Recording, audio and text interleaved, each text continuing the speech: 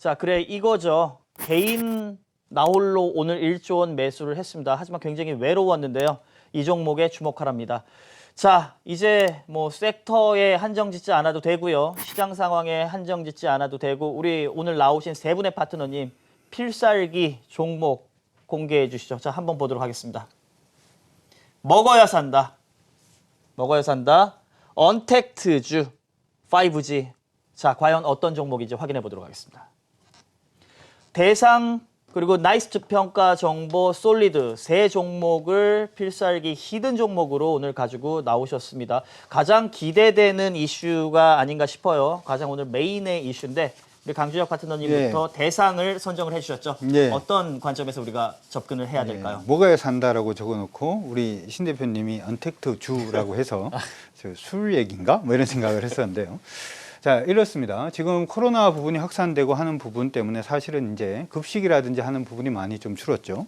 그래서 이제 장류라든지 하는 부분의 판매량이 좀 감소가 될 가능성이 높지 않을까? 혹은 식당에 이제 손님들이 줄어드니까 장류라든지 하는 부분의 판매가 좀 줄어들지 않을까라고 하는 우려들이 굉장히 많습니다. 그런데 안 먹고는 못 삽니다. 그렇죠? 그래서 많이 먹는 것이 간편식을 굉장히 많이 먹는데요. 최근에 이제 그 대상의 실적이라든지 하는 부분을 좀 뒤져보니까 간편식에서 나오는 부분의 이익이 기존의 급식이라든지 아니면 식당으로 들어가는 이익을 완전히 커버하고 이익이 더 증가하는 그런 모습이 보이고 있습니다. 특히나 이제 향후에 예전에 이제 사양 같은 경우에 그런 경우가 많았는데요. 사재기 할 때 반드시 들어가는 게 이제 먹거리가 무조건 사재기에 들어갈 수밖에 없고요. 이러한 부분을 우리가 또 생각을 해본다면 이 음식 문화, 특히 이제 간편식, 이제 배달이 가능한 간편식 시장은 지속적으로 성장할 가능성이 저는 높다라고 생각을 합니다. 바닥 대비해서 대상이 조금은 올라왔습니다만은 전체적인 주가 흐름에서는 아직까지 절반도 안 와 있는 그런 상태다라는 점을 감안을 해보자면, 그리고 아까 얘기할 때 이제 그런 얘기를 했죠. 개인들이 오늘 홀로 매수를 했는데 좀 외롭게 매수를 했다. 그렇죠? 오늘 같은 시장에서 대부분 종목군들이 밀렸는데 그나마 도지로 외롭게 지켜낸 대상이 바로 앞으로 대상을 받을 그러한 종목이 아닐까 이렇게 생각이 들고요. 그래서 음식료 관련된 부분에 여러분들이 조금 더 관심을 가지시면 좋을 것 같은데 CJ제일제당 같은 경우에는 이미 신고가까지 치고 올라갔습니다. 대상은 아직까지는 그런 모습은 아니니까 관심 있게 한번 봐주시면 좋을 것 같습니다.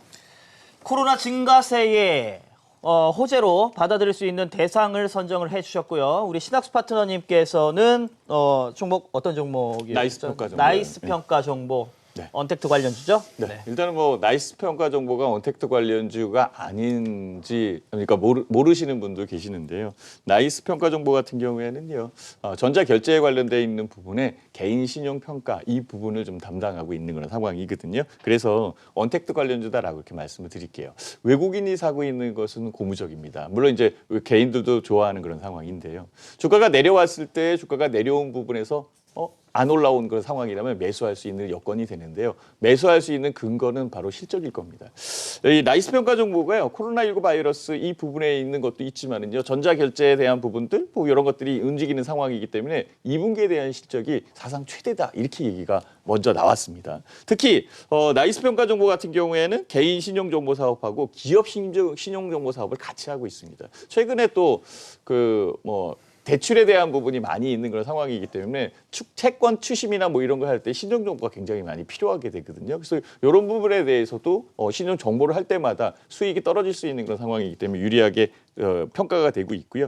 2분기 매출액도 한 10% 정도 늘었고 영업이익 같은 경우는 한 200억으로 한 20% 정도 늘고 있는 그런 상황이었다라고 본다면 코로나19 바이러스에서 다들 나빠 있는 그런 상황에서 이 회사는 실적이 꾸준하게 좋아지는 그런 회사였구나라고 보시면 맞고요. 현재 주가가 낮게 형성돼 있죠. 지금 조정받고 있는 그런 상황이니까 충분하게 매수할 때 매수 가격이 적정하다라고 이렇게 말씀을 드리도록 하겠습니다.